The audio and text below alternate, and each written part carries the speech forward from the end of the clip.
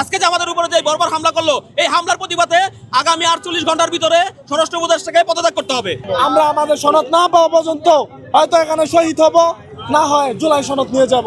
এই সমস্ত বক্তব্য দেওয়ার কারণে তারা আমাদের উপর হামলা করে।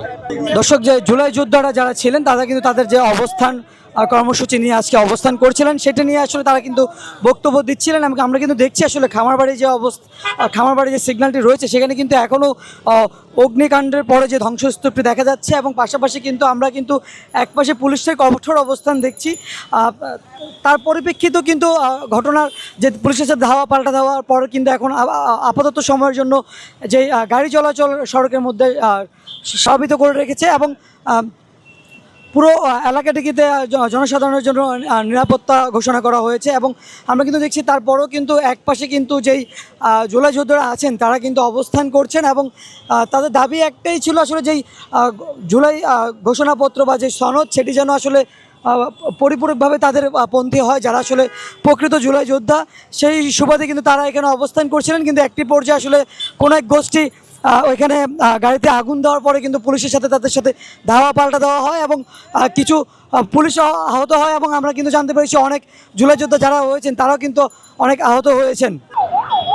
দর্শক, পুলিশের সাথে ধাওয়া পাল্টা দেওয়ার পর কিন্তু এখন পর্যন্ত কিন্তু স্থির হয়নি যে সংসদ ভবন এলাকাটি রয়েছে সেই এলাকাটি।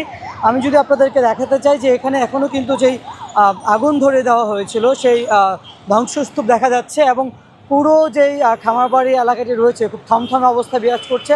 আমরা কিন্তু একপাশে দেখছি যে পুলিশের কঠোর অবস্থান রয়েছে, এবং অপর পাশে যেই জুলাই যোদ্ধারা রয়েছে যারা আন্দোলনকারী তারা কিন্তু এখনও অবস্থান করছেন, এবং তারা কিন্তু আমরা কিন্তু দেখছি এখনও রাজপথ কিন্তু ছাড়েননি। আমরা আসলে দু একজনের সাথে একটু কথা বলবো। তারা 5 মিনিট সবাই সরে যাওয়ার জন্য আমরা কেন সরে যাব?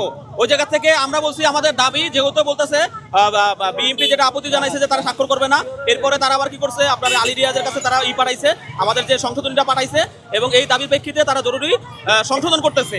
এখন আলী রিয়াজ যে আপনারা জানেন যে এখন নিউজ হয়েছে যে জরুরিভাবে এই 5 নং যে আমাদের যে 5 নং যে দফাটা আছে অঙ্গীকারনামা, এটা সংশোধন হইতেছে। এটা আমরা এখানে বিজয় পালন করব। এই সময় আমরা এখন অবস্থান নিলে এই রাষ্ট্রের কি সমস্যা, এই পুলিশ বাহিনীর কি সমস্যা, আমরা ভাইরা যদি ওই অবস্থান নিয়ে থাকতো তাদের কি সমস্যা হইতো? আজকে যে আমাদের উপরে যে বর্বর হামলা করলো, এই হামলার প্রতিবাদে আগামী 48 ঘন্টার ভিতরে স্বরাষ্ট্র উপদেষ্টাকে পদত্যাগ করতে হবে। আমাদের একটাই দাবি, কারণ কেন হামলা হলো? আমরা কি কেউ কোনো অস্ত্র নিয়ে গেছে? আমাদের লোক মারা গেছে, এই কমিশনারের পদত্যাগ চাই। আমাদের অনেক ভাই আহত হয়েছে, আমরা যেখানে এখানে কোনো বিশৃঙ্খলা করতেছি না, আমরা অবস্থান নিতেছি। আমরা কোনো ব্লকের কর্মসূচি দেই নাই, কিচ্ছু দেই নাই, আমরা এখানে অবস্থান কর্মসূচি পালন করতেছি। এর ভিতরে আমার এই ভাইদের উপরে নির্মম হামলা হলো।